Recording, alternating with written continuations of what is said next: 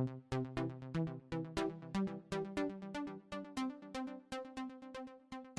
is a beautiful day in Des Moines. It is, once again. I'm really loving the snow. I think people here are probably super jealous that they're not here. Don't you think? Very jealous. People that are Very listening with jealous. us. Yeah. Yes.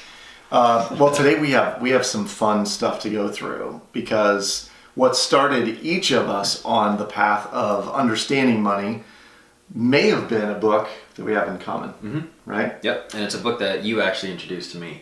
Did I really? Yeah. Oh, very nice. Yeah. When was that?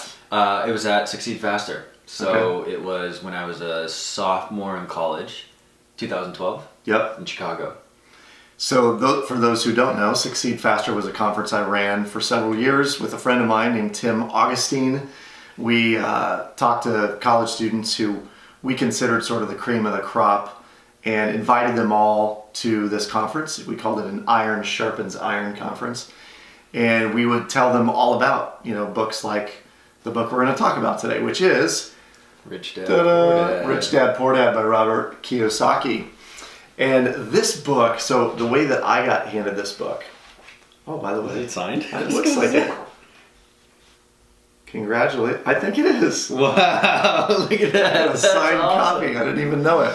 That's cool. So when I was first introduced to Rich Dad Poor Dad, I was actually selling suits door to door. Well, not door to door, but I was selling to upper level executives in their offices through a company called Tom James Clothiers. And I knew that I did not want to measure inseams for the rest of my life. You didn't? I didn't want to. Okay. No. Gotcha. I was pretty good at it, but I just didn't want to. Got it. And I was introduced to this guy who was an oil and gas business owner in Colorado. His wife had a PhD in molecular biology, and she had devised and trademarked, patented this device that would go into train cars that held oil, and it would clean the inside of the train car. Interesting. So she had made millions of dollars on this thing, I'm sure. Wow. So when I met this gentleman, we'll call him Jim, I walked into his office, and Jim was a very, very well-dressed guy. And I said, can I show you what I have? And he said, I'm really only interested in shirts. I don't want suits. I don't wear suits anymore, but I like nice custom shirts. So I start showing him things, and he's asking me questions like, he's asking me, am I getting married? I told him I was engaged. He asked when I was getting married. Where was I going on my honeymoon? And at that point, he said, well, would you like to take my boat? And I'm thinking, I don't know the first thing about captaining a boat. Yeah. And he said, oh no, it's fine. It has a full-time captain on it. So long story short, I declined the offer to take his boat because I felt that would be odd. But he said, here's a book I want you to read. And he handed me this book, Rich Dad, Poor Dad. Interesting. And that's what started me on the path. Wow. That's very cool. Yeah. And then you shared it with me. I shared it with a ton of people. Yeah. So You shared it with me. I shared it with you. As well as many other people. So what was your takeaway? Big takeaway from the book? What I like about this book is that he really talks about the difference between an asset and a liability. And he described it in terms that were very, very simple to understand.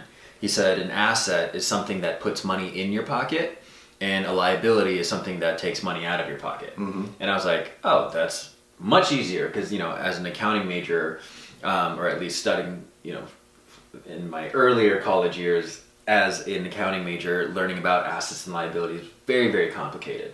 What is considered an asset, liability, sometimes it's one and then it's the other, etc. I think the biggest thing that I took from this book was that traditionally, and in the majority, speaking kind of as a blanket statement, most people would say that their house is their largest asset. Right.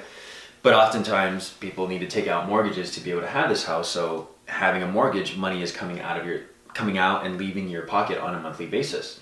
So I really started to think, wow, a house is really not an asset unless it's completely paid off, or unless you're renting it out and money is coming in. Right.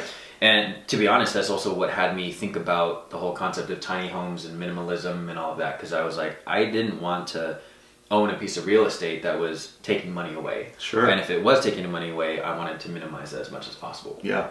So that was the biggest takeaway. And the premise of the book, just to synopsis, is that Robert grew up in Hawaii, and he had he didn't actually have two dads, but he had two father figures, if you will. One who was rich and one who was poor. And the poor dad was really interested in education. And I thought about my grandpa. My grandpa was very interested in education. He was a teacher, sat on boards and all that stuff. Sure. And then, however, my grandpa, who was the traditional education, was also a millionaire. So it was very interesting to see this book and apply it to my life because it's very different. And I got to kind of not pick and choose, but really see the different experiences that I had and then also that Robert had. Yeah. Yeah. Interesting. So one of the takeaways as it relates to the house being an asset or a liability that I thought was really fascinating in the book was he says that even if your house is paid off, right, you're still paying taxes and insurance on your home. Yeah.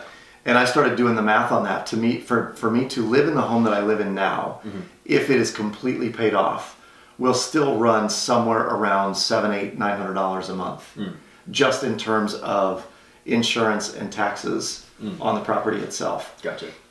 So yeah, I thought that was really enlightening. And the other thing he talked about in the book was that there are two kinds of investors.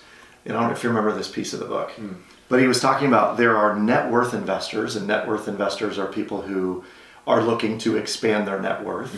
And then there are cash flow investors. And cash flow investors, as an example, would buy a rental property, and they don't really care about the value of the property. They care about how much cash flow is being generated on a monthly basis. So yesterday's show, we talked about people being in the serenity and significance. Yep. And what we find quite often is that those people have created either cash flow producing assets, or maybe they are focused on their net worth in some way, shape, or form. His whole idea, which I thought was kind of interesting in the book, was that net worth is simply an opinion, but cash flow is a fact. So net worth is based on what does the market say this stock is worth, whereas cash flow is a fact. I know that I'm making $600 a month on this particular property. Yep. Right? So he is a big proponent of being a cash flow investor over a net worth investor. Gotcha. Yeah. Very cool. Yeah. So this book led to the second book of Robert Kiyosaki's, which is called The Cash Flow Quadrant. And The Cash Flow Quadrant is an awesome book. If you are someone who is working in a company, right, and you are getting an income as an employee, Robert says we make money in 4 different categories. You are either an employee, a self-employed person, a business owner, or an investor. And even employees can be in the I quadrant, the investor quadrant, which is where real wealth is created on the right side, the business owner and the investor. Gotcha. So our recommendation, read one of these two or both of these two books. You can find links in the show notes and down below. I'm a big fan of Kiyosaki. Me too. Yeah. Yeah. It really expanded. This was the one book that then opened up a lot of other books. Yep. Which I'm sure we'll share about and all of that in upcoming episodes. Absolutely. Yeah. So whether you have a rich dad or a poor dad, know that this book's going to help you out. Tomorrow on the show, talking about House hacking. House hacking. Interesting. How We were just perfect. talking about real estate investing. Let's talk about house hacking. Beautiful. All right. Sounds good. See you tomorrow. Bye, explorers. Oh, is that the button? Yep. To go down? Boop. Thank you. See you tomorrow. Bye-bye.